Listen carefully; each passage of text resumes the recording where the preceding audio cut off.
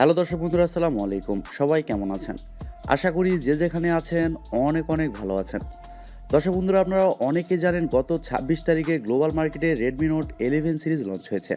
আর এই সিরিজে ছিল 4টি phone: Redmi Note 11, Redmi Note 11s এবং Redmi Note 11 Pro, এবং সবশেষে থাকছে Redmi Note 11 Pro 5G। আর আজকের এই ভিডিওতে আমরা কথা বলবো Redmi Note 11s এই ফোনটি নিয়ে। এই ফোনটি খুবই তাড়াতাড়ি ইন্ডিয়া এবং বাংলাদেশের মার্কেটে লঞ্চ হবে। আর ফোনটির হাইলাইটেড বিষয় হচ্ছে এই ফোনে থাকছে Mediatek Helio G96 চিপসেট, এবং এছাড়াও থাকছে 108 মেগাপিক্সেলের ক্যামেরা, এবং আরও থাকছে 5000 mAh এর একটি ব্যাটারি। সো সব কিছু মিলেই ফোনটি আসলে কেমন হবে, আর গ্লোবাল মার্কেটে যেহেতু এই ফোনটি লঞ্চ হয়েছে সেহেতু এই ফোনটি ইন্ডিয়া এবং বাংলাদেশের মার্কেটে আমরা কবে পাবো, আর এর প্রাইসই বা কেমন হতে পারে, এই সবগুলো বিষয় নিয়ে আলোচনা করব আজকের এই ভিডিওতে। আশা করি পুরো ভিডিও জুড়ে আমাদের সাথে থাকবেন, তাহলে এই ফোনটি সম্পর্কে বিস্তারিত সব কিছু আপনারা জানতে পারবেন। আর আপনি যদি আমাদের চ্যানেলে নতুন হয়ে থাকেন সেক্ষেত্রে আমাদের চ্যানেলটি সাবস্ক্রাইব করে পাশে থাকবেন। প্রথমে যদি এই ফোনটির ডিজাইন এবং বিল্ড কোয়ালিটি নিয়ে কথা বলি, তাহলে এই ফোনটির ব্যাক সাইডে এবং ফ্রেমে থাকছে প্লাস্টিক, আর ব্যাক সাইডে উপরের অংশে বাম সাইডে থাকছে এই ফোনটির 4টি ক্যামেরা, এবং একেবারে নিচের দিকে থাকছে রেডমির ব্র্যান্ডিং। তবে এই ফোনটিকে একেবারেও স্লিম বলা ঠিক হবে না, কারণ এই ফোনটির থিকনেস করা হয়েছে 8.1 মিলিমিটার, আর ওজন করা হয়েছে 179 গ্রাম। তার মানে ফোনটি একেবারেও স্লিম না, কিন্তু লাইট ওয়েট। আর ভালো ব্যাপার হচ্ছে ফোনে থাকছে IP53 ডাস্ট অ্যান্ড স্প্লেশ প্রোটেকশন। এর কারণে ফোনটিতে হালকা পানির ছেটা ফোটা এবং ধুলো ঢুকছে না। আর ফোনটির সামনে আসলে আপনারা পেয়ে যাচ্ছেন একটি ফুল ভিউ ডিসপ্লে, যার উপরের অংশে মাঝ বরাবর কাট আউটের মাধ্যমে বসানো থাকছে সেলফি ক্যামেরাটি। তবে এই ফোনে থাকছে সাইড মাউন্টেন ফিঙ্গারপ্রিন্ট সেন্সর, যা মোটামুটি ফাস্ট এবং অ্যাকুরেট বলে জানতে পেরেছি। আর ফোনটিতে সব ধরনের পোর্টস অ্যান্ড বাটন আপনারা পেয়ে যাচ্ছেন, যেমন 3.5 millimetre headphone jack, type C slot ইত্যাদি। আর ফোনটিতে 2টি সিম কার্ডের পাশাপাশি একটি মাইক্রো এসডি কার্ড ব্যবহারের সুযোগ পাচ্ছেন। ফোনটি 3টি কালারে পাওয়া যাবে: grey, white, blue. So overall সব কিছু মিলেই ফোনটির ডিজাইন এবং বিল্ড কোয়ালিটি আপনাদের কাছে কেমন লেগেছে কমেন্ট করে আপনাদের মূল্যবান মতামত অবশ্যই জানাবেন। আর আমার কাছে ওই ফোনটির ডিজাইন মোটামুটি ভালোই লেগেছে, খারাপ বলবো না। এবার যদি ফোনটির ডিসপ্লে নিয়ে কথা বলি, তাহলে এই ফোনে থাকছে 6.43 ইঞ্চির একটি AMOLED প্যানেল, আর এই ডিসপ্লেতে থাকছে 90 হার্টজের রিফ্রেশ রেট, যার কারণে ডিসপ্লে টাচ রেসপন্স মোটামুটি ভালোই হবে।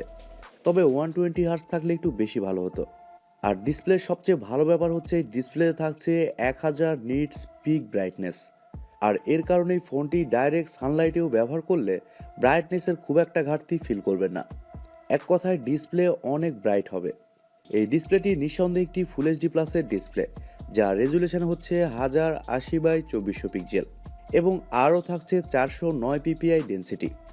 আর ভালো ব্যাপার হচ্ছে ডিসপ্লের প্রোটেকশন হিসেবে থাকছে Corning gorilla glass 3। Overall Redmi এখানে খুবই ভালো ডিসপ্লে প্রোভাইড করেছে। আর অ্যামোলেড ডিসপ্লে হওয়ার কারণে ডিসপ্লেতে যে কোনো কন্টেন্ট প্লে করলে শার্পনেসের ঘাটতি একেবারে হবে না। আর ডিসপ্লের কালার কোয়ালিটি কিন্তু খুবই ভালো হবে। ফোনটির সফটওয়্যার এবং পারফরমেন্স নিয়ে যদি কথা বলি, তাহলে এই ফোনে থাকছে অ্যান্ড্রয়েড 11, যার ব্যাকএন্ডে থাকছে MIUI 13।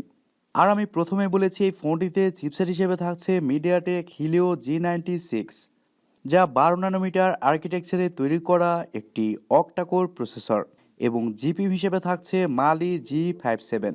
দর্শক বন্ধুরা, Mediatek Helio G96 এই চিপসেটটা কিন্তু একেবারে একটি নতুন চিপসেট। আর Mali G57 MC2 এই জিপিইউটি থাকার কারণে ফোনটিতে যে কোনো হাই লেভেলের গেমস খুবই ভালোভাবে খেলতে পারবেন। গেমস খেলার সময় সেরকম কোনো ল্যাগ বা ফ্রেম ড্রপ কিন্তু থাকছে না। আর মাল্টিটাস্কিং বা ভিডিও এডিটিংয়ের মতো কাজগুলো খুব সহজেই করতে পারবেন। ফোনটি গ্লোবাল মার্কেটে 3টি ভেরিয়েন্টে লঞ্চ হয়েছে: 6GB র্যাম, 64GB রোম, এবং 6GB র্যাম, 128GB রোম, এবং 8GB র্যাম, 128GB রোম, যার স্টোরেজ টাইপ হিসেবে থাকছে UFS 2.2, এবং র্যাম টাইপ হিসেবে থাকছে LPDDR4X। তবে আমি আবারও বলছি, এই ফোনটিতে আপনারা মাইক্রো এসডি কার্ড ব্যবহারের সুযোগ সুবিধা পেয়ে যাচ্ছেন।